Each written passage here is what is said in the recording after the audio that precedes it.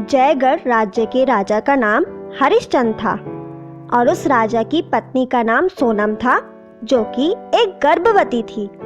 एक दिन राजा शिकार करने के लिए जा रहे होते हैं। महाराज, आज मैं आपके साथ में शिकार पर चलूंगी। महारानी, तुम गर्भवती हो, तुम्हारा चलना ठीक नहीं है, वहां पर कुछ भी हो सकता है। लेकिन महारानी राजा की बात नहीं मानती है और राजा के साथ शिकार करने जंगलों में चली जाती है।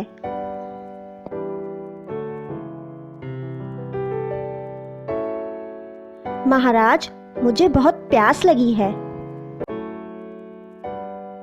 महारानी, तुम इस पेड़ के नीचे आराम करो, मैं तुम्हारे लिए पानी लेके आता हूँ। महारानी पेड़ के नीचे आराम करती है और महाराजा पानी लेने चले जाते हैं। लेकिन उसी पेड़ के ऊपर एक चुड़ैल रहती थी और वो चुड़ैल महारानी को देखकर सोचती है, ये तो जयगढ़ की महारानी है जो गर्भवती है। आज बहुत दिनों के बाद इंसान का मांस खाने को मिलेगा। क्यों ना मैं इस महारानी के गर्भ के अंदर जो बच्चा है उसके शरीर में चली जाऊं और एक राजकुमारी बनकर जन्म लूंगी और महल में मुझे रोज इंसान का मांस खाने को मिलेगा। और इतना सोचकर वो चुड़ैल अपनी शक्तियों से महारानी के गर्भ के अंदर प्रवेश करके चली जाती है और कुछ समय बाद महारानी एक राजकुमारी को जन्म देती है। धीरे धीरे राजकुमारी बड़ी होती है। रोज रात को जब महारानी सो रही होती है, राजकुमारी अचानक से चुड़ैल बन जाती है और चुड़ैल बनी राजकुमारी वहां से महल में रोज एक आदमी को मारने के लिए वहां से चली जाती है। वो रोज एक आदमी को मारकर उसका मांस खाती है। एक दिन जब महारानी सो रही होती है, तब राजकुमारी वहां से उठकर बाहर जाने लगती है, तो महारानी की नींद खुल जाती है। इतनी रात को राजकुमारी कहाँ जा रही है? महारानी भी उसके पीछे पीछे जाती है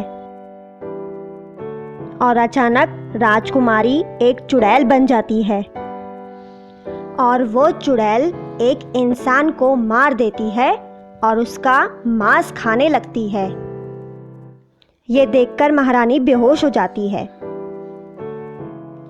थोड़ी देर के बाद जब महारानी को होश आता है तो वो डरने लगती है।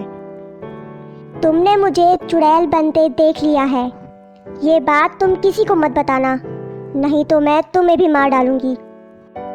महारानी कहती है, नहीं नहीं, मैं किसी को भी कुछ नहीं बताऊंगी, बस तुम मेरी बेटी का शरीर छोड़कर चली जाओ। लेकिन कुछ दिनों बाद महारानी महाराज को सब कुछ बताती है। ठीक है, मैं कुछ करता हूँ। और फिर महाराज एक संत के पास जाकर पहुंचते हैं। आओ महाराज, आज बहुत दिनों के बाद कैसे आना हुआ? और महाराज उस संत को पूरी बात बता देते हैं। वो संत थोड़ा सोचते हैं और कहते हैं, ठीक है, मैं कल तुम्हारे महल आऊंगा और उस चुड़ैल को सबक सिखाऊंगा। इतना कहते ही जब दूसरे दिन साधु महल की ओर जा रहे होते हैं तो रास्ते में ही उन्हें वो चुड़ैल मिल जाती है। चुड़ैल, तुम राजकुमारी के शरीर से चली जाओ। नहीं, मैं इस शरीर को नहीं छोड़ूंगी। और फिर दोनों एक दूसरे के ऊपर अपनी शक्तियों का प्रयोग करते हैं।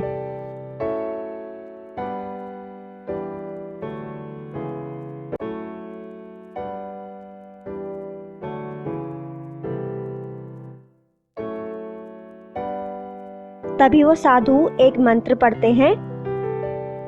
ओम ओम ओम। और अपनी शक्ति का प्रयोग करते हैं। अपनी शक्तियों से वो साधु चुड़ैल को जला देते हैं और वो चुड़ैल फिर से राजकुमारी बन जाती है और सभी लोग खुशी खुशी रहने लगते हैं। दोस्तों, आपको हमारी वीडियो अच्छी लगे तो उसे लाइक और शेयर करें और चैनल को सब्सक्राइब करें।